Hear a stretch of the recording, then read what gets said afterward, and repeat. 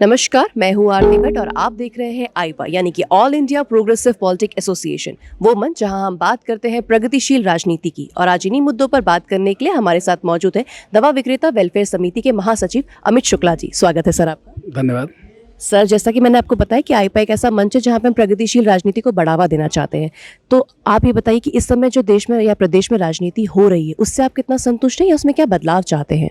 देखिए, अभी जो राजनीति हो रही है भारतीय जनता पार्टी पूर्ण बहुमत से है। हम लोग भारतीय जनता पार्टी से पूर्ण सहमत हैं, क्योंकि विकास की राजनीति है।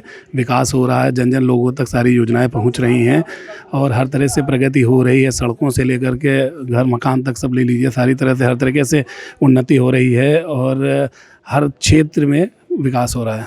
सर, आप व्यापार से जुड़े हुए हैं, तो आपको क्या लगता है कि ऐसी सरकारी कौन सी नीतियाँ होनी चाहिए जो व्यापार को बढ़ावा दे सके? और देखिए, हम लोग व्यापारी हैं तो सर्वप्रथम हम लोग ये चाहते हैं कि जो ऑनलाइन को जो बढ़ावा दिया जा रहा है उससे हमारा जो लोकल व्यापारी है उसको काफ़ी दिक्कतें हो रही हैं, उसका नुकसान, व्यापार आधा हो गया है। तो हम लोग सरकार से सिर्फ यही विनती करेंगे कि ऑनलाइन को बढ़ावा न दे करके हमारे लोगों के जो लोकल लेवल पे एरिया वाइज जो व्यापार है उसको बढ़ावा दिया जाए। सेकंड, राजनीतिक पार्टियों की बात करें, हर पार्टी अपने आप को लोकतांत्रिक पार्टी कहती है, तो आपको क्या लगता है कि ये पार्टियाँ कितनी लोकतांत्रिक हैं? देखिए, लोकतांत्रिक के हिसाब से तो कार्य हो ही रहे हैं। डे बाय डे जैसे है भारतीय जनता पार्टी कार्य कर ही रही है। छोटे से लेकर के बड़े तक हर व्यवसायियों से लेकर हर को अपने आप से ध्यान रख करके काम कर रही है। तो मुझको लगता है सारी चीज़ें हो रही हैं भारतीय जनता पार्टी में। अगर हम और पार्टियों की बात करें, विपक्षी दलों की बात करें, तो देखिए, विपक्षी दलों में तो जैसे सपा हो गई, बसपा हो गई, तो सब गुंडागर्दी होती है। लोग अपने आप को सुरक्षित नहीं समझ रहे हैं।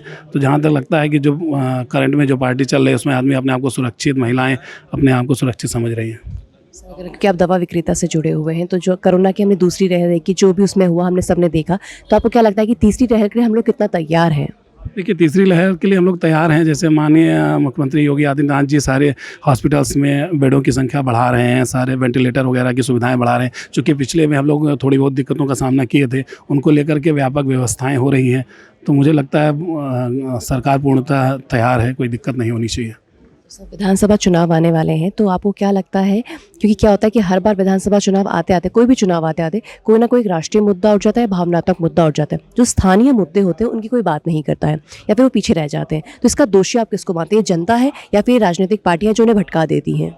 देखिए, राजनीतिक पार्टियां भी हैं और जनता भी है। चूँकि चुनाव के समय ही सब लोग जागते हैं, तो लगातार लोगों को कांटेक्ट में रहना चाहिए और अपने बातों को रखना चाहिए। तो जब बातें रखेंगे तो जाहिर सी बात है गवर्नमेंट सुनेगी और आगे बढ़ाएगी बातों को। सर, आपको क्या लगता है कि इस बार के उत्तर प्रदेश के क्या मुद्दे हैं जिन पे राजनीतिक पार्टियां चुनाव लड़ेंगी या फिर जिनकी जनता को ज़रूरत है?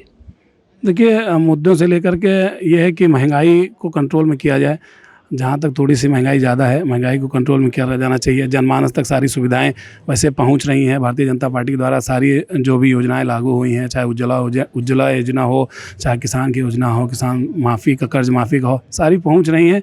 और मुझे लगता है कि अगर गवर्नमेंट बनेगी तो सारी और सुविधाएँ हम लोगों को प्राप्त होंगी। सर, कहा जाता है कि राजनीति में जो शिक्षा है, स्वास्थ्य है, ये सारे मुद्दे बहुत एक पीछे रह जाते हैं और जो जाति, धर्म, ये सब बातें होती हैं ये आगे होती है, तो इसका दोषी कौन है या फिर ये कब हमारे राजनीति का हिस्सा बनेंगे? जो सर्वांगीण विकास के मुद्दे हैं वो कब जाके हमारी राजनीति का अहम हिस्सा बनेंगे? देखिए, राजनीति के हिस्से की बात है तो सारे विकास हो ही रहे हैं। सब चीज़ें हमारे यहाँ शिक्षा में के क्षेत्र में भी विकास हो रहा है। नए नए विद्यालय बन रहे हैं, विद्यालयों की मान्यता दी जा रही है। तो कार्य तो हो ही रहा है, तो कार्य होता रहेगा, कोई दिक्कत नहीं। सर, जाते जाते हमारे इस मन से आप आने वाली जनता, जो क्योंकि चुनाव आने वाले हैं, तो आप नए या पुराने वोटर से क्या कहना चाहेंगे कि वो किन मुद्दों को देखें और अपने वोट का सही इस्तेमाल करें?